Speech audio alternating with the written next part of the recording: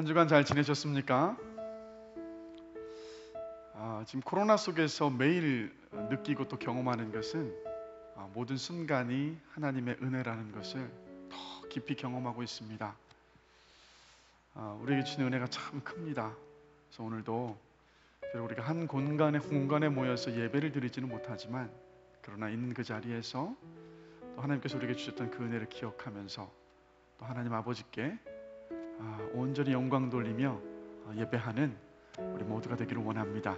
우리 잠시 함께 기도하시고 뜨겁게 우리 찬양함으로 하나님 아버지께 예배 드리시겠습니다. 하나님 아버지, 모든 것이 하나님의 은혜임을 지금 이 코로나의 때를 지나가면서 더 크게 느끼고 경험케 하시며 감사합니다. 하나님께서는 우리를 모두를 예배자로 부르셨습니다. 하나님, 우리 모두가 있는 그 자리에서 최고의 예배로 전심으로 주 앞에 예배하시는 귀한 시간이기를 원합니다. 우리의 예배를 주님 기쁘게 받아주시고 이 시간을 통해서 하나님의 그 살아계심을 깊이 경험하는 귀한 은혜를 우리 모두에게 허락하여 주시옵소서. 감사합니다. 예수 그리스도의 이름으로 기도드렸습니다. 아멘.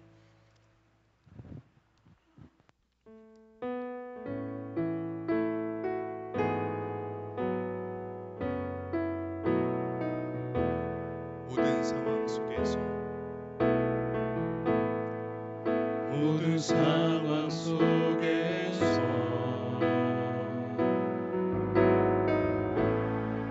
주를 찬양할지라.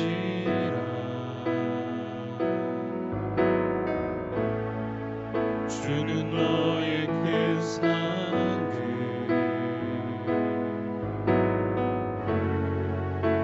큰 도움이시라.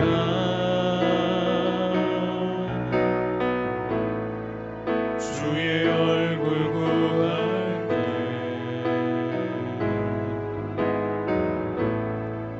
주의 영을 부사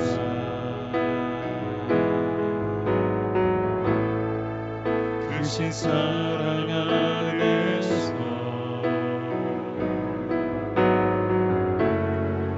주를 보게 하소서.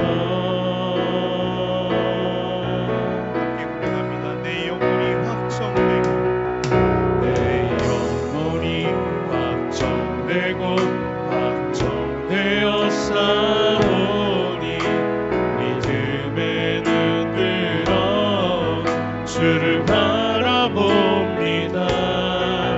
내 영혼이 확정되고 확정되어 싸우니 믿음에 눈 들어 주를 바라봅니다. 내 영혼이 확정되고 확정되어 싸우니 믿음에 눈 들어 주를 바라봅니다. 내 영혼이 확정되고 확정되어 싸우니 믿음에 눈 들어 주를 바라봅니다. 주를 찬양할 때 주의 나라 힘이 임했네. 주의 영원한 나라 주를 보게 하소서. 내 영혼이 확정되고 확정되어 싸우니 믿음에 눈 들어 주를 바라봅니다. 내 영혼이 확정되고 확정되어 싸우니 믿음에 눈 들어 주를 바라봅니다. 내 영혼이 확정되고 확정되어 싸우니 내 영혼이 확정되고 확정되어 싸우니 믿음에 눈 들어 주를 바라봅니다.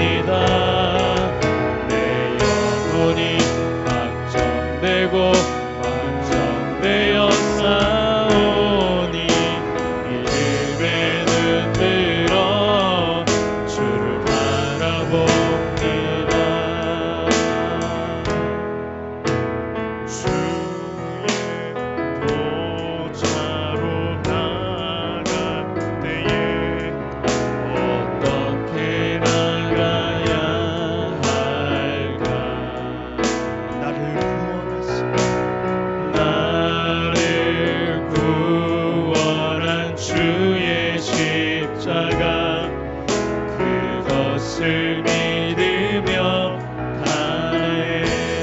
주의 보좌 주의 보좌로 나갈 때 나 여전히 부족하다. 나를 품으신 주의 그 사랑 그것을 믿으며 가네. 자격 없는 내 힘이 아니 자격 없는 내 힘이 아니 오직 예수님의 보혈로 자격 없는 내 힘이 아니 오직 예수님의 보혈로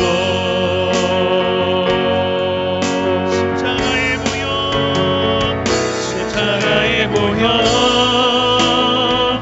완전하신 사랑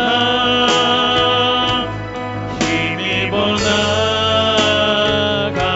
나갑니다. 십자가의 보혈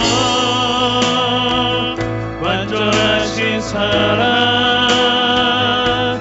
힘입어 예배합니다. 십자가의 보혈 완전하신 사랑 힘입어 나갑니다.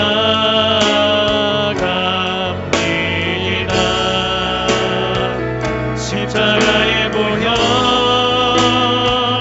완전하신 사랑 힘입어 예배합니다.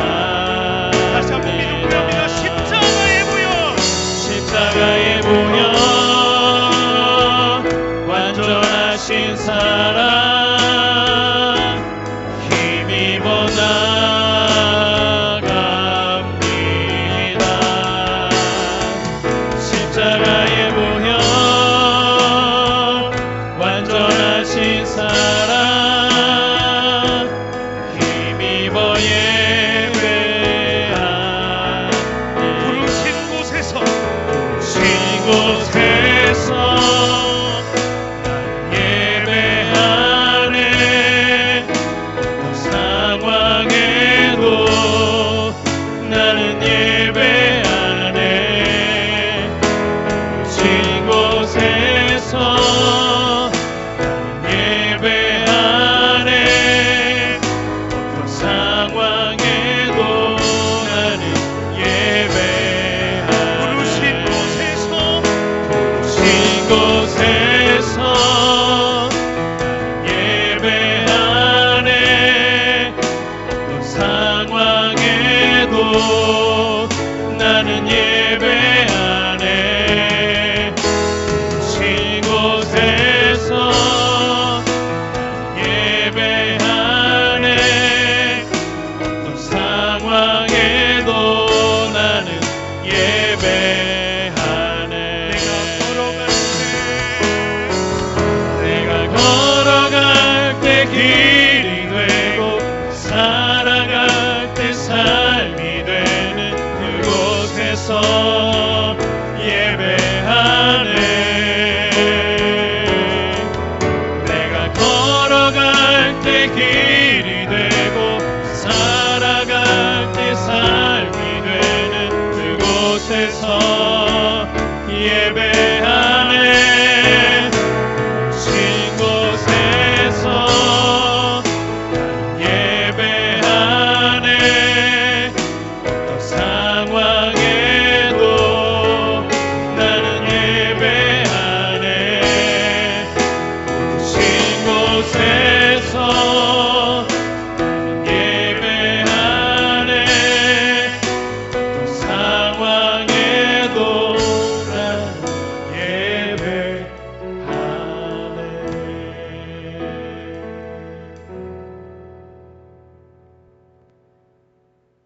하나님 아버지, 이 시간 함께 말씀을 나누고자 합니다. 성령께서 이 시간 함께하여 주셔서 말씀을 전한 저희 입술도 주장하여 주시고 또 우리 또 각 가정에서 예배를 드리는 우리 사랑하는 성도들의 그 귀와 마음도 활짝 여셔서 우리가 진리의 말씀 안에 기뻐하며 그 말씀 안에서 소망을 발견하는 귀한 시간으로 성령 하나님 인도하여 주시옵소서. 이 시간을 성령님께 맡겨드리며 예수 그리스도의 이름으로 감사하며 기도드립니다. 아멘. 네, 오늘 함께 보실 말씀은 신약성경 마가복음 6장 7절부터 13절까지 말씀입니다. 마가복음 6장 7절부터 13절까지 말씀 함께 보시겠습니다. 우리 다 함께 한 목소리로 같이 함께 읽겠습니다. 12제자를 부르사 둘씩 보내시며 더러운 귀신을 제어하는 권능을 주시고 명하시되 여행을 위하여 지팡이 외에는 양식이나 배낭이나 전대의 돈이나 아무것도 가지지 말며 신만 신고 두벌옷도 입지 말라 하시고 또 이르시되 어디서든지 누구의 집에 들어가거든 그곳을 떠나기까지 거기 유하라. 어느 곳에서든지 너희를 영접하지 아니하고 너희 말을 듣지도 아니하거든 거기서 나갈 때 발 아래 먼지를 떨어버려 그들에게 증거를 삼으라 하시니 제자들이 나가서 회개하라 전파하고 많은 귀신을 쫓아내며 많은 병자에게 기름을 발라 고치더라. 아멘. 이번 한 주간 우리 암송 구절 말씀이 로마서 12장 2절 말씀이었습니다. 우리 다 함께 한 목소리로 함께 암송해 보시겠습니다. 너희는 이 세대를 본받지 말고 오직 마음을 새롭게 함으로 변화를 받아 하나님의 선하시고 기뻐하시고 온전하신 뜻이 무엇인지 분별하도록 하라. 로마서 12장 2절 말씀. 아멘. 또 이번 한 주간 또 우리가 함께 암송해야 될 말씀 우리 함께 보시겠습니다. 다 함께 읽겠습니다. 피곤한 자에게 능력을 주시며 무능한 자에게는 힘을 더하시나니 오직 여호와를 앙망하는 자는 새 힘을 얻으리니 독수리가 날개치며 올라감 같을 것이요 다른 박질하여도 곤비하지 아니하겠고 걸어가도 피곤하지 아니하리로다. 이사야 40장 29절 31절 말씀. 아멘. 또 이 말씀으로 말씀 가운데서 은혜를 누리시는 여러분들이 되시기를 주님의 이름으로 축복합니다. 말씀을 나누겠습니다. 오늘 말씀의 제목은 우리는 작은 예수입니다 입니다. 여러분, 이 세상을 보면요 어떤 조직이나 단체 혹은 활동을 대표하는 인물들이 있습니다. 예를 들면요 애플 하면 스티브 잡스가 떠오르죠. 그리고 미국의 프로농구 NBA 하면 누가 떠오르냐? 마이클 조단이 떠오릅니다. 그리고 피겨 스케이팅 하면 또 누가 생각이 납니까? 김연아 선수가 생각이 나죠.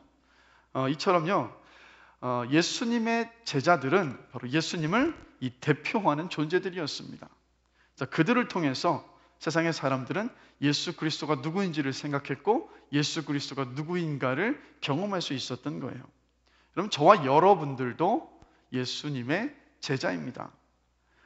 지금 우리 예수님은요 하나님 우편에 앉아 계십니다. 그래서 지금 우리 눈에도 보이지 않고 세상 사람들의 눈에도 예수 그리스도는 보이지 않습니다. 그러나 세상 사람들은요 저와 여러분을 통해서 예수 그리스도가 누구이신지를 느끼고 또 경험하고 본다라는 거예요. 그래서 여러분, 어떤 분들은요 믿는 성도들의 삶의 모습을 보면서 나도 하나님을 믿고 싶습니다. 나도 예수 그리스도를 믿고 싶습니다. 또 이런 분들이 있는가 하면 또 어떤 분들은요 정말 그리스도인답지 못하게 사는 그 그리스도인 한 사람의 삶의 모습을 보고 나는 저런 모습을 본다면 난 예수 믿고 싶지 않습니다. 나는 교회 다니고 싶지 않습니다라고 또 이렇게 말하는 사람들이 있기도 해요. 여러분, 이 세상 사람들은요 저와 여러분의 말과 행동과 가치관을 통해서 예수님을 보고 듣고 경험합니다. 그래서 저와 여러분들이 누구냐? 바로 예수님을 대표하는 작은 예수라는 거예요. 오늘 본문에서 예수님은 자신을 대표하는 존재로서 작은 예수로 제자들을 세상에 보내셨습니다. 제자들을 보내시면서 예수님은 제자들이 유의해야 할 것들을 말씀하셨어요. 가르치셨어요. 그래서 이것을 함께 살펴보면서 우리가 작은 예수로서 이 땅을 살아가는 삶의 모습이 어떤 것인가를 생각해 보면서 저와 여러분들 모두가 다 예수 그리스도의 이 대표자임을 기억하면서 작은 예수로서 이 땅을 살아갈 수 있는 은혜가 있기를 주님의 이름으로 간절히 기도합니다. 자, 그럼 보시면 먼저 작은 예수의 삶이 어떤 삶이냐? 첫 번째, 서로를 용납하고 품습니다. 여러분, 예수님께서 제자들을 보내실 때 오늘 본문을 보시면 우리 7절 말씀을 함께 보시면 12제자를 부르사 둘씩 보내셨어요. 둘씩 보내셨어요. 2명씩 짝을 지어서 제자들을 보내시는 모습을 봅니다. 그래서 구약의 율법을 보면 증인의 최소의 숫자가 바로 몇 명이냐? 2명이에요. 즉 둘씩 보냈다는 의미는 어떤 의미냐면 예수님의 증인으로서, 즉 예수님을 증거하는 제자들의 신뢰성을 주는 최소한의 숫자가 바로 2명이었던 겁니다. 그래서 둘씩 보내셨던 거예요. 자, 그런데 여러분, 또 다른 이유가 있습니다. 자, 오늘 본문 속에서 예수님께서 제자들을 둘씩 짝지어서 보내셨는데 이전에 어떤 일이 있었습니까? 예수님께서 고향 나사렛에 방문을 하셨어요. 그런데 고향 사람들도 예수님을 배척했고 예수님의 가족들도 예수님을 배척을 했습니다. 그리고 이 모습을 제자들이 지켜봤어요. 그러니까 제자들이 무엇을 배운 겁니까? 예수를 전하다 보면 가족들에게도 배척을 당할 수 있고 내 가까운, 나를 너무 잘 아는 가까운 사람들에게도 배척을 당할 수 있구나. 이것을 예수님의 제자들이 배웠던 겁니다. 만약에 여러분 예수를 전하면서, 복음을 전하면서 혼자서 많은 사람들의 배척을 당했다면 제자들이 그것을 감당할 수 있었겠습니까? 감당하기가 힘듭니다. 그러나 둘이 함께 가면 서로를 격려하고 위로하고 도전하면서 세상이 배척한다 하더라도 그것을 이겨낼 수가 있어요.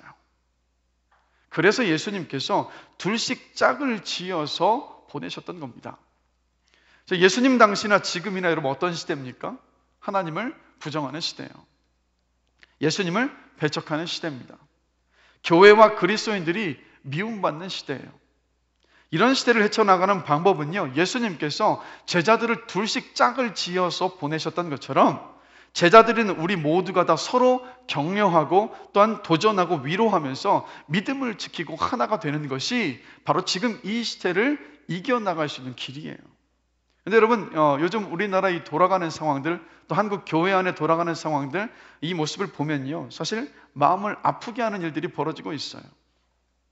여러분 보십시오. 이 세상이 참 교회와 성도들을 비난하고 배척하고 있지 않습니까? 근데 이런 상황 가운데에서 이 교회와 성도들이 서로가 서로를 격려하고 위로하는 것이 아니라 서로를 지금 공격하고 있어요. 코로나로 인한 온라인 예배 전환의 문제들, 또 정부가 대처하는 모든 모습들, 이 모습에 대해서는 입장 차이로 인하여서 교회가 지금 갈라져 있어요. 성도들이 나뉘어 있어요. 대립각을 세워서 서로를 아주 날카롭게 공격하는 모습을 봅니다. 그리고 그리스도인 가정 안에서도 부모와 자식 간에, 가족들 안에도 여러분 이러한 일들이 지금 벌어지고 있습니다. 여러분 보십시오. 기독교 안에서도, 제자들 안에서도, 하나님의 자녀라고 이야기하는 우리들 안에서도 서로를 공격하면서 하나가 되지 못하고 갈등과 다툼이 있는 모습이 일어나고 있는데, 여러분 이러한 모습을 보는 세상이 우리를 무엇이라고 생각을 하겠습니까? 여러분 다툼과 분란이 많은 가족을 보면서 우리가 손가락질하지 않습니까? 세상이 우리들을 보고 그렇게 손가락질하고 있지 않겠습니까? 그래서 로마서 1장 26절에서 32절을 보면요, 바울이 죄가 만연한, 또 죄가 지배하는 죄의 종로를 하고 있는 세상 이 삶의 모습이 어떠한 것인가를 구체적으로 설명을 해주고 있어요. 그런데 그 가운데에서, 그 목록들 가운데에서 구원받은 저와 여러분들도 범하기 쉬운 죄들이 있습니다. 그것이 어떤 것이면 바로 이거예요. 분쟁과 비방하는 일과 능력과 무자비한 모습이에요. 잘 한번 보십시오. 기독교 안에서 갈리어져 있는 그 모습 가운데서 서로가 서로를 좀 바로잡으려고 해요. 그래서 사실 여러분 잘 들어보시면 양쪽의 말을 들어보면 양쪽의 말이 다 타당한 이유가 있습니다. 그런데 문제는 어디 있냐면 자신의 말, 자신의 어떤 주장을 내세우면서 무자비하게 상대방을 비방을 하고 능욕을 하면서 그 안에 자비함이 없어요. 내 주장만 있지 다른 사람들의 말, 상대방의 말을 받아들이고 인정하고 수긍하는 모습을 찾아볼 수가 없다라는 거예요. 그래서 여러분 바울은 그러니까 원래 하나님의 백성들이 보여야 될 모습이 아니라 세상의 죄된 모습들이 교회 안에 나타날 것을 바울은 염려하면서 고린도후서 12장 20절에서 이렇게 말하고 있습니다. 다툼과 시기와 분냄과 당짓는 것과 비방과 수근거림과 거만함과 혼란이 있을까 두려워하고 라고 고백하고 있는 모습을 봐요. 근데 여러분, 바울이 두려워했던 이 일들이 지금 이 한국 교회 안에 일어나고 있는 거예요, 여러분. 자, 여러분, 바울이 로마서 12장 14절에서 21절을 보면요, 세상이 교회를 비방할 때, 세상이 그리스도인들을 비방할 때 교회와 그리스도인들은 그 세상을 향하여서 어떻게 대응해야 되는가, 어떠한 삶의 모습을 보여줘야 되는가를 아주 잘 설명해 주고 있어요. 바로 이렇게 설명하고 있어요. 너희는 박해하는 자를 축복해라. 악을 악으로 갚지 말고 모든 사람 앞에서 선한 일을 도모해라. 할 수 있거든 너희로서는 모든 사람과 더불어 화목해라. 친히 원수를 갚지 말고 하나님의 진노하심에 맡겨라. 악에게 지지 말고 선으로 악을 이겨라 라고 바울이 권면하고 있어요. 이 방법이 누구의 방법입니까? 우리 주님의 방법이었어요. 우리 예수님은요, 십자가 위에서, 그 십자가에서 못 박혀 죽어가시면서도 자신을 향해서 침을 뱉고 비방하고 핍박하고 또 이 구타라고 때렸었던 사람들, 비웃고 조롱하고 있었던 그 사람들을 향하여서 우리 주님은 맞대응하셨던 것이 아니라 그 자리에서도 주님께 기도하셨다는 거예요. 어떻게 기도하셨습니까? 하나님, 저들이 하는 것을 알지 못합니다. 저들을 용서하여 주시옵소서라고 기도하셨던 주님이셨어요. 자, 그런데 여러분, 이런 우리를 비난하고 힐난하고 있고 배척하고 있는 세상을 향하여서 우리가 이러한 모습을 드러내야 함이 마땅해요. 예수 그리스도의 은혜를 입은 사람들이고, 우리 안에는 우리의 나약하고 연약한 모습이 아니라 우리에게 힘이 되시고 능력이 되시는 주님께서 질그릇과 같은 우리 안에 계시기 때문입니다. 그런데 세상에 그런 모습을 보이기에 앞서서 우리 안에, 믿는 저와 여러분들 안에 먼저 회복되고 바뀌어야 될 것이 있어요. 여러분, 예전에요, 모든 천체가 지구를 중심으로 돈다고 보는 천동설을 믿고 있었던 그런 시대가 있었습니다. 시기가. 그때 이 갈릴레오라는 사람은 천체를 관측하다 보니까 천동설이 아니라 태양을 중심으로 해서 지구가 돌고 있다는 것을 발견한 거예요.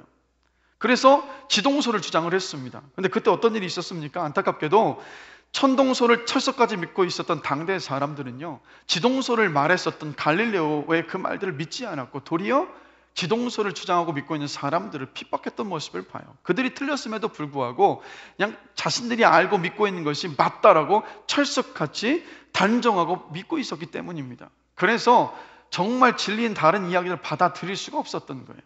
무엇을 말합니까? 여러분, 사람이요, 자기 생각과 고집을 꺾는 것이 이렇게 어렵습니다. 그런데 여러분, 우리는요, 우리 스스로를 인정할 수 있어야 돼요. 뭔지 아십니까? 우리 모두는 연약하고 부족합니다. 우리가 모든 것을 다 할 수 없어요. 그리고 우리가 판단하는 그 모든 것들이 여러분 항상 맞지를 않아요. 그리고 더 중요한 것은 여러분, 우리가 목숨을 걸고 지켜야 되는 것은 무엇인지 아십니까? 복음이고 예수 그리스도예요. 우리의 견해나 고집이나 이데올로기를 우리가 목숨을 걸어서 지켜야 될 것들이 아니라는 겁니다. 그래서 믿는 우리 안에 회복이 되어야 하는 것은 바로 무엇이냐? 에베소서 4장 31절 32절 말씀이 너무도 분명하게 말씀을 해주고 있습니다. 우리 다 함께 한 목소리 같이 한번 읽어보겠습니다.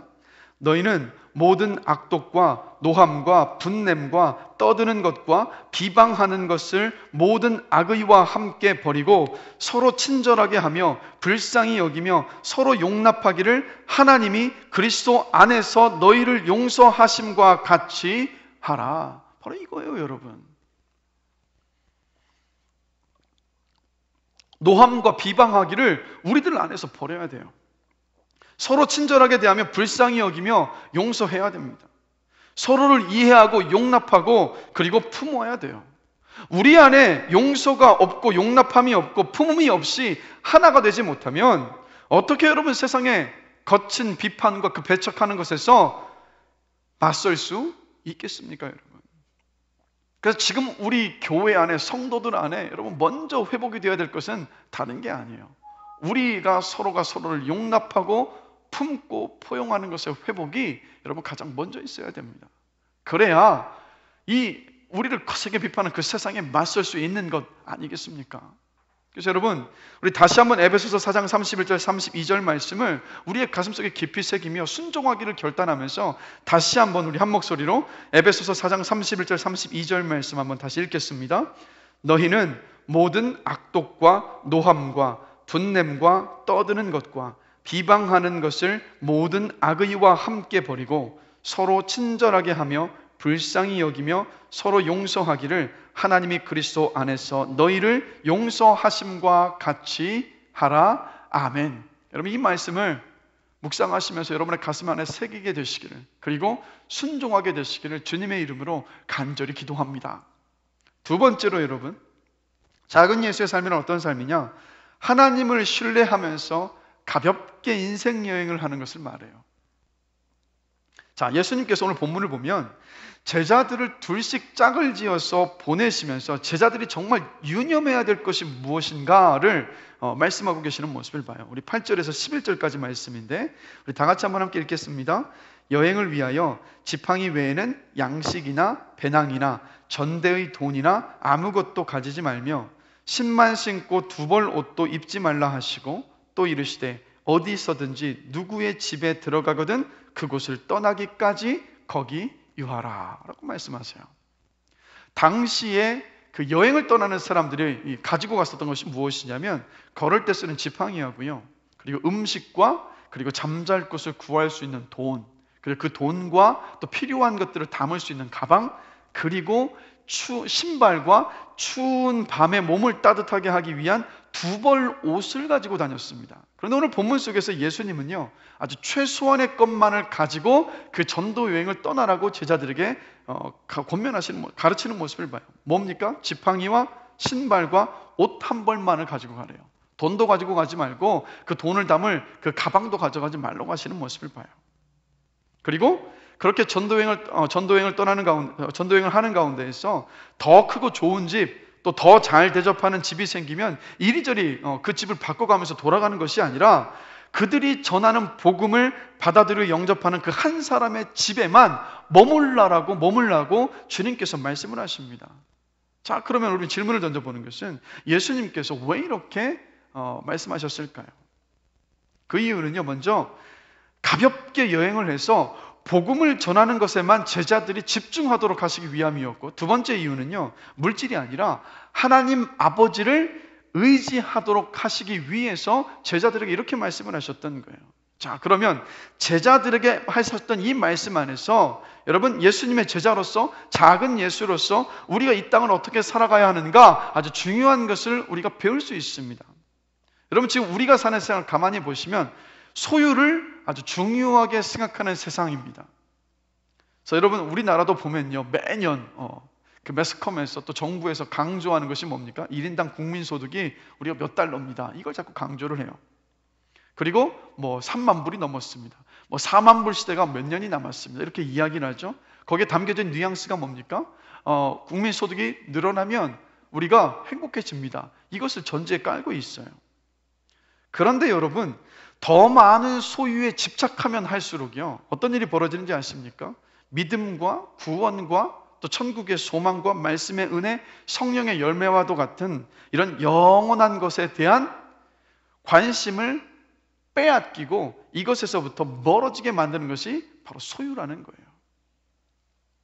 그래서 한 기독교 상담가가요, 자신의 그 상담을 받으러 온 그 내담자들에 대한 어떤 것들을 이야기하는 이런 이야기를 하시더라고요. 돈을 적게 벌든 많이 벌든 모두 다 돈에 쪼들리며 살아갑니다. 그 중에 가장 앞거는 연봉이 10억 원이 넘는 대기업 부사장이 연봉 3억 원 받는 상무에게 나도 이렇게 빠듯하게 사는데 대체 넌 어떻게 사느냐고 물은 것이었습니다. 그 많은 돈을 어디다 쓰고 모자라냐 하는지 놀라시겠지만 많이 버는 만큼 빠져나가는 구멍도 그만큼 큽니다 라고 말씀을 하시더라고요. 여러분, 가만히 한번 보십시오. 행복의 크기가 집의 크기와 정비례하지 않습니다. 또 우리 성도님들의 그 헌금의 액수가 사는 집의 크기에 또 정비례하지도 않습니다. 또 지나치게 큰 집을 사서 유지하기가 참 힘들다 하시는 분들도 계시고요. 또 남들만큼 소비하면서 누리려 하다 보니까 과도한 지출 때문에 힘들어 하시는 분들도 있어요. 또 크게 사업을 벌여서 돌려막기 때문에 하루하루를 불안해서 살 수 없다고 하시는 분들도 계십니다. 왜 그렇습니까, 여러분? 인생의 짐이 너무 커져버린 거예요. 이 가볍게 인생의 그 여행을 떠나야만 되는데 가진 것이 많아지면 어떤 일이 벌어집니까? 가진 것이 많아지면 많아질수록 걱정거리도 많아집니다. 그래서 인생이 무거워져요. 오늘 본문 속에서 제자들에게 하셨던 이 말씀 속에서 저와 여러분들에게 주님은 이 말씀을 하고 계신 거예요. 인생은 가볍게 사는 거야 라고. 인생의 무거운 짐을 너 혼자 다 지고 그렇게 사는 게 아니라 인생은 가볍게 살아가는 거라고 주님께서 그렇게 말씀을 하고 계세요. 그러면 또다시 우리는 질문을 던집니다. 그럼 도대체 인생은 어떻게 가볍게 살 수 있습니까? 잠언 15장 16절 말씀 함께 보시겠습니다. 자, 우리 다 함께 읽겠습니다. 가산이 적어도 여호와를 경외하는 것이 크게 부하고 번뇌하는 것보다 나으니라. 그러면 이 본문 속에서, 이 말씀 속에서 여호와를 경외하는 것이 구체적으로 뭐냐? 바로 빌립보서 4장 19절의 말씀을 믿는 믿음으로 사는 거예요. 우리 빌립보서 4장 19절 말씀입니다. 함께 또 읽겠습니다. 나의 하나님이 그리스도 예수 안에서 영광 가운데 그 풍성한 대로 너희 모든 쓸 것을 채우시리라. 이것을 믿는 믿음으로 사는 것이 하나님을 경외하는 삶이고, 이렇게 하나님을 경외하는 삶을 살아갈 때 어떻습니까? 가산이 적다 할지라도 그 안에 만족하면서 인생을 가볍게 살아갈 수 있다는 것을 성경이 말씀하고 있는 거예요. 여러분, 예수님은요, 이 땅을 살아가실 때 하나님 아버지께서 채워주실 것을 믿고 그 인생을 가볍게 사셨습니다. 그래서 우리 주님이 이렇게 고백하셨어요. 내 짐은 가벼움이라 라고 말씀하셨어요. 하나님을 경외할 때 우리 인생 가운데 무엇이 필요하고 무엇이 필요하지 않은지를 여러분 분별할 수 있습니다. 그 분별할 수 없는 분별할 지혜가 없다면 여러분 우리가 구할 수 있기를 원합니다. 하나님 아버지, 제 인생 가운데 가장 필요한 것이 무엇인가를 알게 하시고 버려야 될 것이 무엇인가도 깨닫게 해주셔서 인생의 짐을 무겁게 더하는 것이 아니라 가벼운 인생, 주님을 의지하는 인생이 될 수 있도록 지혜를 구하시는 저와 여러분들이 되기를 주님의 이름으로 간절히 기도합니다. 그리고 무엇보다도 여러분, 하나님께서 우리의 모든 쓸 것을 채워주실 것을 믿을 때 우리는 여러분 지금 가진 것에 자족할 수 있습니다. 왜요? 내 모든 필요를 잘 아시는 하나님께서 저와 여러분들에게 채워주신 것이기 때문이에요. 그래서 바울이 이렇게 말합니다. 우리가 먹을 것과 입을 것이 있은즉 족한 줄로 알 것이니라. 여러분, 씀씀이가 큰 사람이 씀씀이를 줄이는 것은 정말 어렵습니다. 그러나 자족하면서 검소한 삶을 사는 사람은요, 하나님께서 주신 것 안에서 어떤 상황 속에서든 여러분 충분히 행복하고 여유로운 삶을 살 수가 있어요. 그래서 빌립보서 4장 19절의 말씀, 나의 하나님이 그리스도 예수 안에서 영광 가운데 그 풍성한 대로 너희 모든 쓸 것을 채우시리라는 이 말씀을 거울을 삼아서 하나님께서 저와 여러분의 삶에 모든 쓸 것을 채워주심을 믿고 자족하며 살아갈 수 있게 되기를 주님의 이름으로 간절히 기도합니다. 나에게 없는 것을 보면서 부러워하고 불평하는 것이 아니라 나에게 있는 것을 보면서 하나님이 내 모든 쓸 것을 채워주셨구나 라고 고백하면서 자족하시는 삶이 되시기를 주님의 이름으로 축복합니다. 여러분, 이 코로나 속에서 여러분 재정적으로 또 이전보다 수입이 줄어들어서 또 어려움을 겪는 분들이 계세요. 하나님을 믿는 신앙 안에서 이 시간이 자족하면서 검소한 삶이 무엇인가, 또 그 삶 안에서 기뻐하면서 만족하면서 인생을 가볍게 사는 것이 무엇인가를 훈련시키시는 그런 시간인 것 같아요. 또 이전에는 내가 내 인생의 모든 짐을 다 짊어지면서 다 내 힘으로 해결하려 했다면 지금의 이 시간을 통해서 하나님께서 내 모든 필요를 채워주시는 분이시라는 것을 경험하게 하시는 시간인 것 같습니다. 또 물질적인 것이 중요하다고만 생각하면서 이때까지 살아왔던 우리 모두에게 영적인 것이, 믿음이, 신앙이 더 중요함을 가르치시는 시간인 것 같습니다. 여러분, 채우실 하나님을 믿으시고 또 성경의 약속의 말씀을 의지하시면서 오늘 길을 나서는 그러한 인생은요, 그 인생이 참 가볍습니다. 하나님을 신뢰하면 내가 챙겨야 할 부담에서 여러분 어떻게 됩니까? 자유로워져요. 하나님을 신뢰하는 크기만큼 내 짐의 분량은 정확히 반비례해서 줄어듭니다. 가볍게 인생 여행하는 작은 예수가 되시기를 주님의 이름으로 간절히 축원합니다. 그러한 삶을 지금 우리 주님께서 훈련시키고 계세요. 그리고 마지막 세 번째로 작은 예수의 삶이 뭐냐? 진리를 전하고 진리를 붙잡고 사는 삶을 말합니다. 자, 오늘 본문 12절과 13절의 말씀 우리 함께 보시겠습니다. 제자들이 나가서 회개하라 전파하고 많은 귀신을 쫓아내며 많은 병자에게 기름을 발라 고치더라. 예수님은 제자들을 파송하셨고 제자들은 갔습니다. 예수님은 복음을 증거하라고 하셨고 제자들은 어디를 가든 복음을 증거했습니다. 예수님께서 전하셨던 것처럼 회개하라 천국이 가까이 왔느니라 라고 제자들도 역시 선포했어요. 사람들을 죄에서 구원하여 주실 메시아가 오셨고 메시아를 믿기 위해서 죄로 물든 삶의 방식을 벗어버리라고 여러분 사람들에게 제자들이 외쳤던 겁니다. 그래서 여러분 제자의 사명은 뭡니까? 다른 게 아닙니다. 여러분 복음 전하는 거예요. 복음 전하는 것이 제자인 저와 여러분들의 사명인 겁니다. 그런데 여러분 우리가 지금 이 시대 속에서 한 가지 생각해 봐야 될 것이 있습니다. 짚고 넘어가야 될 것이 있어요. 지금 이 상황 가운데에서 왜 이렇게 세상이 교회와 성도를 욕하고 있습니까, 여러분? 이번에 이 교회들에서 여러분 확진자들이 많이 나왔죠. 그것이 성도와 교회를 향한 비난의 도화선이 됐습니다. 그런데 가만히 보시면 그렇다고 해서 또 이 전체 벌어지는 확진자 모두가 다 교회에서 나왔느냐? 또 가만히 보면 또 그렇지도 않아요. 그래서 여러분 솔직히 좀 억울한 면이 많습니다. 또 너무 과도하게 이 교회를 희생양으로 몰아붙이고 있다는 그 느낌도 지울 수 없다라는 것이 여러분 이 사실이기도 해요. 그런데 여러분 이런 상황 속에서 왜 이렇게 교회를 좀 비난하고 왜 이렇게 교회만 가지고 이러느냐라고 좀 이 분을 내면서 맞서기 전에요. 우리가 이 질문을 한번 던져볼 수 있어요. 도대체 왜 이렇게 세상 사람들이 이렇게 격하게 반응을 보이고 있는지 그 이유가 무엇인지 우리가 돌아봐야 된다는 거예요. 여러분 그 이유가 무엇이라고 생각하십니까? 그 이유는요 그냥 단순합니다. 그냥 두렵기 때문이에요. 가만히 보십시오. 코로나 때문에 삶의 기반이 무너진 사람들이 굉장히 많습니다. 또 언제 그 삶의 기반이 무너질지 모르는 사람들도 많아요. 또 생계를 도대체 어떻게 꾸려가야 될지 막막한 가운데 있는 사람들도 많습니다.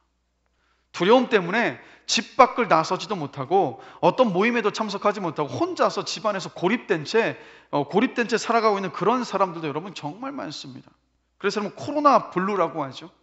그러니까 이 스트레스와 우울함을 호소하는 사람들이 굉장히 많아요. 그러면 여러분 이 두려움의 근원은 여러분 뭘까요? 다른 것이 아닙니다. 바로 죽음이에요, 여러분. 죽음에 대한 두려움이 있기 때문에 이 코로나 속에서 여러분 두려워하고 있는 거예요. 그런데 여러분 저와 여러분들은 어떻습니까? 우리 그리스도인들은 어떻습니까? 우리는 부활하신 주님 때문에요 부활의 소망을 가지고 있어요. 그래 나는 죽어도 부활할 것이라는 그 소망이 있으니까 여러분 죽음이 저와 여러분들을 주장할 수가 없습니다. 우리는 예수 그리스도를 믿는 믿음 안에서 부활하신 주님 안에서 부활의 소망을 가지고 있기 때문에 죽음을 두려워하지 않습니다. 그래서 여러분 교회와 성도는 어떻게 합니까? 이 코로나 속에서 예배 드리겠다고 하는 거예요. 사실 돌아보면 저와 여러분들에게 나와서 예배 드리는 거 크게 여러분 문제가 되지 않아요.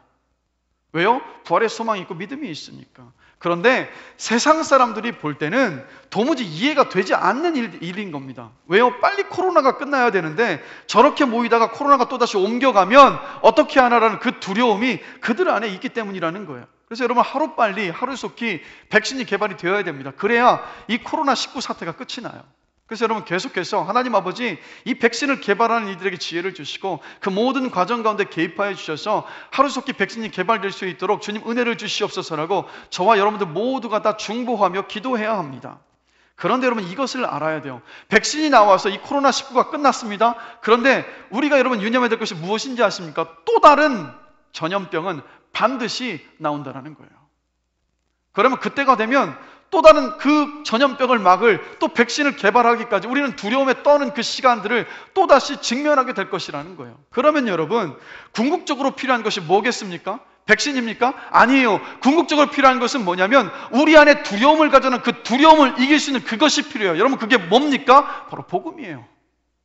죽음의 두려움을 이기게 하는 부활의 주이신 예수 그리스도, 지금의 모든 순간들, 앞으로도 벌어질 모든 순간들을 주관하시는 주인이 되시는, 왕이 되시는 예수 그리스도가 정말로 필요한 거예요, 여러분. 그래서 여러분, 지금도 저와 여러분들 해야 될 일들이 무엇인지 아십니까? 바로 복음을 전하는 거예요.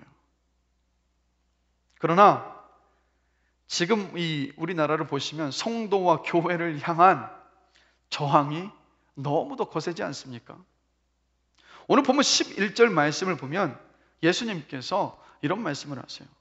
어느 곳에서든 너희를 영접하지 아니하고 너희 말을 듣지도 아니하거든 거기서 나갈 때 발 아래 먼지를 떨어버려 그들에게 증거를 삼으라 라고 주님께서 말씀을 하십니다.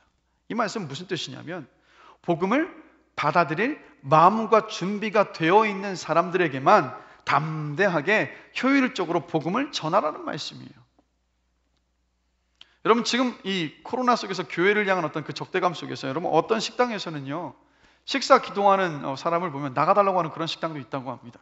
또 식당 입구 앞에 당분간 교회 다니시는 손님을 받지 않겠습니다 라는 여기에 붙여있는 그런 식당들도 있다고 하는 거예요.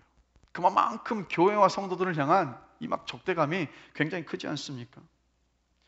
여러분, 이 사람이요 무섭고 두려우면 그 무서움과 그 두려움을 숨기기 위해서 어떤 반응을 보입니까? 더 과격하고 격한 반응을 보여요. 그걸 숨기고 덮기 위해서. 그럼 지금 교회와 성도를 향한 세상 사람들의 그 모습이 저는 어떻게 보이냐면요, 그들의 두려움을 숨기기 위한 그런 모습을 보여요. 그런 모습으로 보여요. 그래서 여러분, 도대체 왜 이러는 거야? 너무 심한 것 아니야? 라고 세상 사람들을 향해서 저와 여러분들 그렇게 반응을 할 것이 아니라 그들이 두려움 가운데서 보이는 모습임을 보며 긍휼히 여길 수 있는 저와 여러분들이 되기를 주님의 이름으로 간절히 기도합니다. 긍휼히 여기면서 그들을 품고 기도할 수 있어야 돼요. 이렇게요, 여러분. 하나님, 저들은 아직 예수 그리스도를 모릅니다. 그래서 죽음의 두려움과 생활의 염려에 사로잡혀 있어서 두려움에 벌벌 떨고 있습니다. 하나님, 저들을 불쌍히 여겨주십시오. 거듭나는 은혜를 주셔서 이들이 마음을 열고 복음을 받아들이게 하여 주시옵소서라고 예수의 그 긍휼한 그 마음을 품고 우리가 기도할 수 있게 되기를 저는 주님의 이름으로 간절히 기도합니다. 이게 바로 여러분 지금의 현상을 바라보는 작은 예수된 저와 여러분들의 반응이지 않겠습니까? 우리가 긍휼함을 품고 그렇게 기도할 때 성령께서 역사하시고 일하셔서 정말 그들의 마음을 여시고 또 복음을 받아들이는 그 역사를 저는 이루실 것을 믿습니다. 그리고 여러분, 세상 사람들에게 복음이 필요한 것처럼 지금 저와 여러분들에게 가장 필요한 것도요, 바로 진리의 말씀입니다. 지금 이 코로나 시국 속에서요, 우리 목사님은 시국에 대한 확실한 의사표시를 하지 않아서 답답하다라고 말씀하시는 분들이 계신 것으로 제가 알고 있습니다. 그 예전에 종교개혁 당시에요, 종교개혁이 여러분 왜 일어났습니까? 그 이유는요, 교황이 정치 권력을 독점했고, 정치 권력뿐만이 아니라 교회 안에 모든 이권과 이 모든 것을 다 독점하면서 성도들 위에 완전히 군림해서 부귀와 영화를 독차지해서 부패했었던 시기였습니다. 이게 중세시대 끝자락이죠. 그때 독일의 마르틴 루터가 종교 개혁을 일으켰습니다. 근데 루터가 이 종교 개혁에 대해서 이런 고백을 하는 모습을 봅니다. 나는 그저 하나님 말씀을 가르치고 설교하며 글을 쓴 것밖에 없습니다. 그런 다음 내가 잠을 자거나 친구 필립이나 암스도르프와 교제하는 동안에 그 말씀이 교황권을 크게 약화시켰습니다. 일찍이 어떤 왕자나 황제도 교황권을 그렇게 훼손한 적이 없었습니다. 저는 아무것도 한 것이 없습니다. 말씀이 다 하셨습니다 라고 고백을 합니다. 여러분, 루터의 이 고백처럼 저는 확신합니다. 영원한 것은요, 오직 말씀뿐입니다. 그렇기 때문에 목사로서 저의 책임과 사명은 뭐냐? 성실하고 분명하게 최선을 다하여서 열정적으로 말씀을 선포하고 가르치는 것이 목사로서 저의 사명입니다.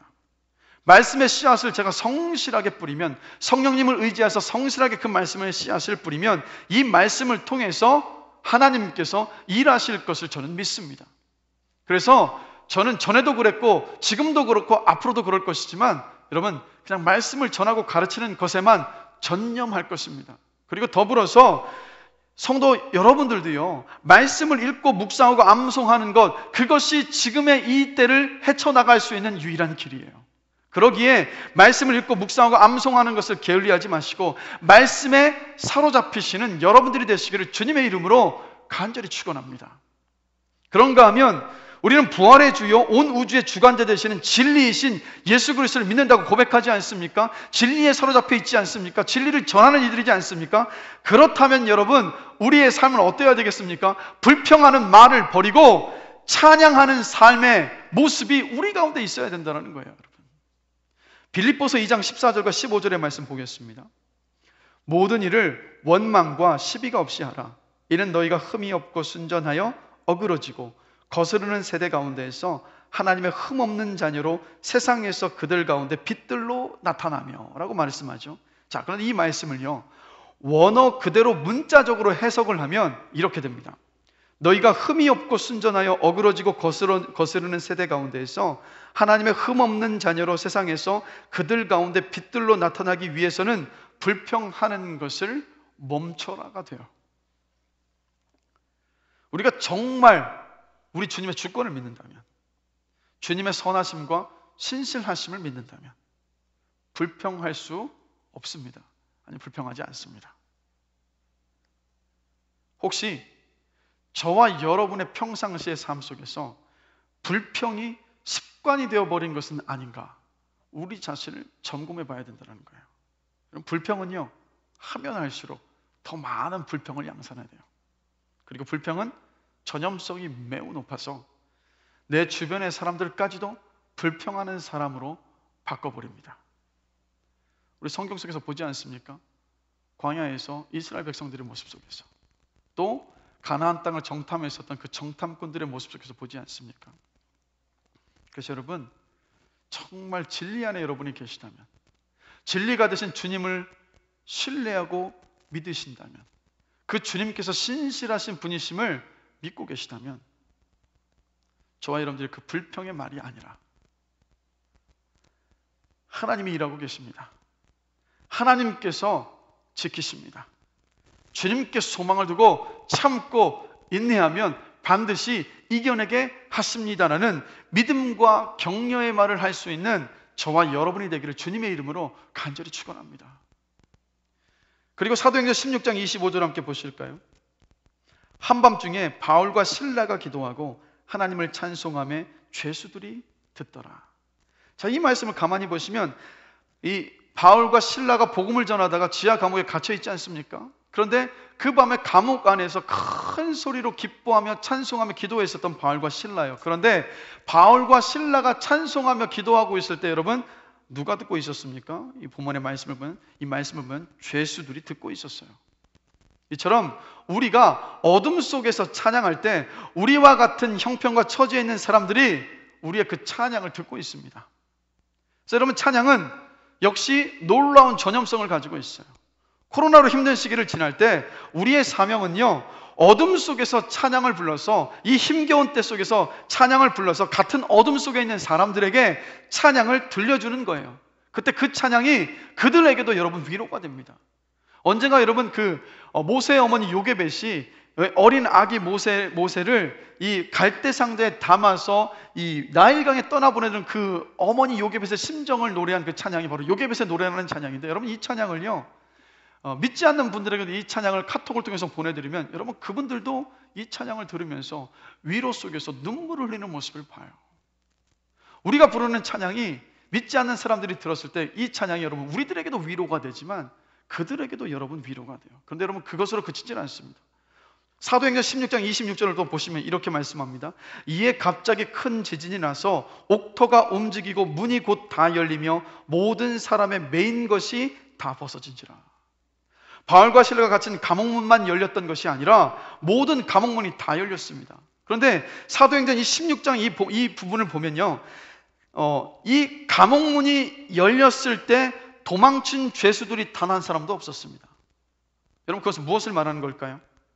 어둠 속에 바울과 실라가 부르는 그 찬양을 듣는 중에 그들이 하나님을 믿는 사람으로 바뀌었다는 것을 말씀하고 있는 것 아닐까요? 즉 뭡니까? 찬양을 부를 때 우리 자신도 살리지만 그것을 넘어서서 다른 사람을 살리는 놀라운 그 능력이 바로 찬양 가운데 있다는 것을 여러분 발견합니다. 코로나로 어두운 이때에 바로 지금 이때가 어떤 때인지 아십니까? 바로 믿는 우리가 찬양할 때입니다. 그래서 찬양은 우리의 인생의 문제뿐이 아니라 이웃의 삶의 문제의 빗장까지도 여는 능력이 있습니다. 저는 말씀을 준비하면서 주 예수 나의 참 소망이라는 이 찬양을 계속해서 듣고 또 들었습니다. 가사가 이런 가사입니다. 기쁨의 절망의 수렁 가운데 주님께 닿을 수 없던 우리, 어둠 밤중에 하늘을 향해 주의 이름 나 부를 때 어둠을 뚫고 오신 주사랑, 나의 절망을 거두셨네. 주님의 공로 다 이루셨네. 주 예수 나의 산소망. 할렐루야 주를 찬양하여라. 할렐루야 자유케 하셨도다. 죄의 저주 끊으신 주께 구원이 있도다. 주 예수 나의 산소망이라는 이 가사의 찬양입니다. 이 찬양을 막 듣고 따라 부르는 가운데서 코로나 속에서 제가 고민하고 있던 그 문제들이 싹 사라지고요, 이 찬양 속에서 오직 주님만 바라보게 되더라고요. 근데 참 감사하고 놀라운 것은 뭐냐, 이 찬양 속에서 주님을 바라보고 주님께 시선이 조정이 되고 주님을 생각하면 생각할수록요, 제 마음 안에 지금 현실과 상황을 뛰어넘는 기대감과 소망이 꽉꽉 채워지더라고요.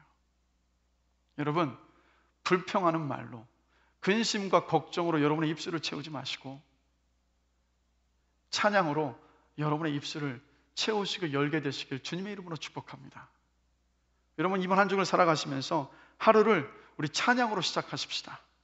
또 우리 입술에 잃어버렸던 찬양을 회복할 수 있게 되기를 원합니다. 그리고 힘겨운 상황에 있는 이웃들을 기쁨의 찬양으로 위로하시는 여러분들이 되시기를 원합니다. 그리고 우리가 이렇게 찬양할 때, 기쁨으로 찬양할 때 하나님께서 반드시 일하실 것을 믿습니다. 그래서 바람은 이번 한 주를 살아갈 때 이 찬양으로 인한 놀라운 그 은혜의 고백들이 우리 각 가정 안에서, 우리 효명교회 성도님들 안에서 풍성하게 고백되어지기를 주님의 이름으로 간절히 축원합니다. 말씀을 마무리하겠습니다. 여러분, 저와 여러분들은요, 예수님을 대표하는 작은 예수입니다. 세상은 우리를 통해서 예수 그리스도를 생각하고 보고 또 경험합니다. 여러분, 너무 거창하게 우리 생각할 것이 아니라 여러분이 계신 그 가정에서, 그리고 우리 교회 안에서 비방을 멈추고 또 서로를 용납하고 품게 되기를 원해요. 그리고 우리의 모든 쓸 것을 채워주시겠다고 하신 하나님의 약속대로 채워주신 것을 자족하며 감사하며 살 수 있는 저와 여러분이 되기를 원합니다. 그리고 비록 세상이 교회와 성도를 비방하고 욕하지만 우리도 함께 맞서서 비방하고 욕하는 것이 아니라 긍휼한 마음으로 그들을 품고 기도할 수 있기를 원합니다. 그리고 불평하는 말을 버리고 찬양으로 저와 여러분의 입술을 채우게 되기를 원합니다. 그래서 저와 여러분들이 머물고 있는 그곳을요, 밝게 만들어서 참 진리요 복음이신 예수 그리스도를 가진 삶을 보여줄 수 있는 저와 여러분들의 삶이 되기를 주님의 이름으로 간절히 축원합니다. 오늘 이 시간 우리 들었던 말씀을 생각하시면서 우리 잠시 함께 합심해서 기도하기를 원합니다. 기도 제목 말씀드릴게요.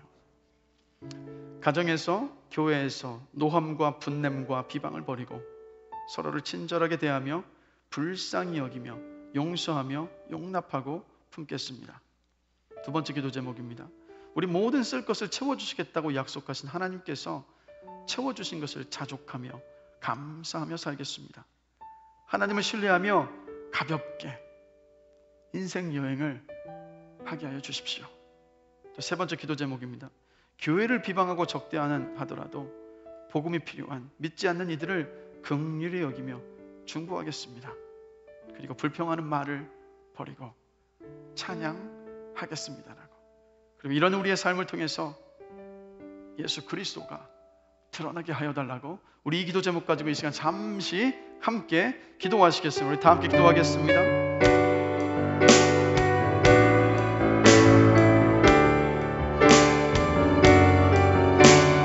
하나님 아버지, 주님께서 우리 모든 가정에서 또 우리 교회 안에서 노함과 분냄과 비방을 버리고 서로를 친절하게 대하며 불쌍히 여기며 용서하며 용납하며 품기를 결단을 합니다.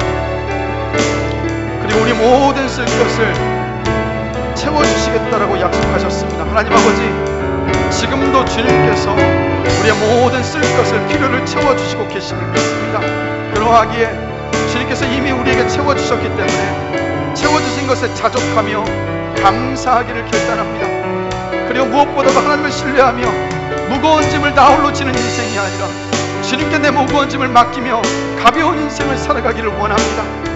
세상이 교회를 비방하고 적대하는 그런 상황 가운데 있지만 우리도 그들과 같이 똑같이 반응하는 것이 아니라 그들에게는 복음이 필요하기에 예수 그리스도가 없게 두려운 가운데 있음을 알고 그들을 긍휼히 여기는 마음으로 품고 중보하며 기도하겠습니다. 그리고 하나님 아버지, 우리 입술 안에 불평하는 말을 버리고 또 주님을 찬양하는 그 찬양의 고백으로 우리 입술을 채우겠습니다. 그래서 하나님은 우리의 삶을 통하여서 예수 그리스도가 드러나는 복되고 아름다운 삶으로 주님 역사하여 주시옵소서. 감사합니다. 예수 그리스도의 이름으로 기도드렸습니다. 하나님 아버지, 코로나로 인하여서 힘겨운 때를 우리가 지나가고 있지만 그러나 이때야말로 참 믿음의 삶이 무엇인가를 경험할 수 있는 때임을 주님께 고백합니다. 하나님 아버지, 우리 사랑하는 모든 성도들, 오늘 함께 말씀을 나누었던 것처럼 가정에서, 교회에서 노함과 분냄과 비방을 버리고 서로를 용납하고 용서하고 품기를 결단합니다. 그리고 아무리 어려운 때이지만 우리 쓸 것을, 우리의 모든 필요를 채워주시겠다고 약속하셨던 그 하나님의 말씀을 의지하는 가운데에서 이미 우리에게 베풀으시던 모든 것 안에서 자족하며 감사하는 삶을 살아갈 수 있도록 은혜를 주님 베풀어 주시옵소서. 하나님을 신뢰하는 가운데에서 무거운 짐을 나 홀로 지는 인생이 아니라 그 인생을 가볍게 걸어갈 수 있는 복된 삶으로 주님 은혜를 베풀어 주시옵소서. 그리고 우리는 진리이신 예수 그리스도를 믿는 사람들입니다. 또 이 모든 인생을 주관하시는 주님이신, 또 왕이신 주님을 믿는 사람들입니다. 그러하기에 우리 입술에 불평하는 말을 버리고 주님을 찬양하는, 또 주님의 그 찬양으로 우리의 입술을 채우기를 주님 결단합니다.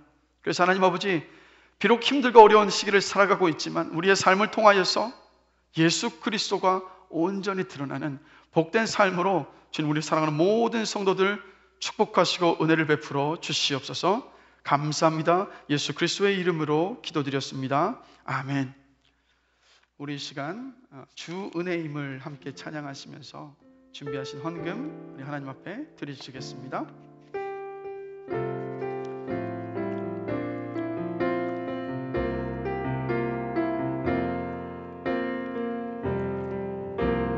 주 나의 모습 보내 상한 나의 맘 보시네 주 나의 눈물 안에 홀로 울던 맘 아시네 주 사랑 내게 있네. 주 사랑 내게 있네 그 사랑이 날 세우네 주 내게 있네 그네로 날 세우네 세상 소망 다 사라져가도 주의 사랑은 끝이 없으니 살아가는 이 모든 순간이 주의 이름 나 다시 한번 고백합니다. 세상 소망 다 사라져가도 세상 세상 소망 다 사라져가도 주의 사랑은 끝이 없으니 살아가는 이 모든 순간이 주 은혜임을 나는 믿네. 헌금 위에서 잠시 기도하겠습니다. 우주 만물을 만드시고 지금도 살아계셔서 우리는 비록 설명할 수 없을지라도 지금 모든 상황과 역사를 주관하시는 하나님, 우리를 구원하여 주시고 우리를 자녀 삼아 주심에 감사합니다. 죽음을 이기시고 부활하신 예수 그리스도를 통해서 우리 모두에게 산 소망을 주심에 감사합니다. 사랑하는 성도들이 주님의 사랑과 그 은혜에 감사하며 헌금을 드렸습니다. 기쁘게 받으시고 이 헌금을 통해서 우리 효민교회가 복음으로 세상을 밝히는 교회로 사용하여 주시옵소서. 하나님, 육신의 질병과 싸우는 성도들이 있습니다. 주님의 뜻대로 치유하시고 회복시켜 주시옵소서. 근심과 걱정과 불안과 염려와 두려움과 우울함과 공황과 싸우고 있는 성도들도 있습니다. 주님만이 주시는 평안함으로 채워주시고 자유하게 하여 주시옵소서. 사랑하는 성도들의 직장과 사업장과 삶의 터전과 학원과 학교를 지키시고 보호하여 주시옵소서.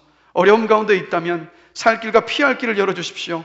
주께 소망을 두며 주님을 의지하며 이때를 이겨낼 수 있도록 주님 붙잡아 주시옵소서. 취업을 준비하는 자녀들, 고3 수험생들 자녀들, 또 해외에서 공부하는 자녀들이 있습니다. 지혜를 주시고 육신의 강건함을 주시고 주님을 신뢰하는 믿음으로 최선을 다하여서 감당할 수 있도록 주님께서 붙잡아 주시옵소서. 또한 자녀를 위해 기도하며 기다리는 성도들이 있습니다. 생명의 주관 되신 하나님 아버지, 태문을 여시고 믿음의 대를 세워가는 그 은혜를 주님 허락하여 주시옵소서. 하나님 아버지, 그 어느 때보다도 매일같이 똑같이 다가오는 우리의 그 일상을 감당하며 살아갈 수 있는 용기가 필요한 시기를 우리가 살아가고 있습니다. 하나님, 우리에게 어김없이 다가오는 그 일상을 감당하며 이겨낼 수 있는 그 힘과 용기와 위로함을 우리 사랑하는 모든 성도들에게 주님 부어 주시옵소서. 주님, 마지막으로 주 앞에 고백하며 간구합니다. 고난의 때, 어둠의 때에 우리의 걸음을 밝혀줄 수 있는 것은 오직 주님의 말씀뿐임을 고백합니다. 겸손하게 주의 말씀 앞에 서게 하여 주시고 말씀에 사로잡혀서 말씀에 순종하는 삶으로 우리 사랑하는 모든 성도들을 인도하여 주시옵소서. 그리하여서 놀라운 삶의 간증의 고백으로 우리 모든 성도들의 그 입술을 채워 주실 줄로 믿습니다. 이 모든 은혜를 기대하며 예수 그리스도의 이름으로 감사하며 기도드립니다. 아멘. 축도하겠습니다. 이제는 우리 주 예수 그리스도의 은혜와 하나님 아버지의 다함이 없으신 그 사랑하심과 성령님께서 함께해 주시는 놀라우신 그 은혜가 작은 예수로 주님을 신뢰하는 믿음 안에서 이 땅을 살아가며 예수 그리스도가 어떤 분이신가를 또 드러내기를 원하는 우리 사랑하는 모든 효민교회 성도들 머리머리 위에 지금부터 영원까지 함께 하시기를 간절히 축원하옵나이다.